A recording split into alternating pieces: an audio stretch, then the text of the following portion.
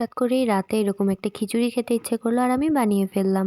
তো আজকে আমি আপনাদের সাথে একটা খিচুড়ি রেসিপি শেয়ার করব। আসসালামু আলাইকুম। আমি এখানে ১ম এ ৩-৪ প্রকারের ডাল নিয়ে নিয়েছি, চাল, পেঁয়াজ, মরিচ কাটা এবং গরুর গোশত নিয়ে নিয়েছি। তো এখানে আমি সরিষার তেল দিয়ে দিব। আমরা সরিষার তেলই খাই সব তরকারিতে। তারপরে এখানে আমরা পেঁয়াজ আর মরিচ কাটা দিয়ে দিব। তারপরে এটা আমি হালকা একটু ভাজার পরে এখানে আদা রসুন বাটা দিয়ে দিব ২ থেকে ৩ চা চামচ। তারপর স্বাদ মতো লবণ।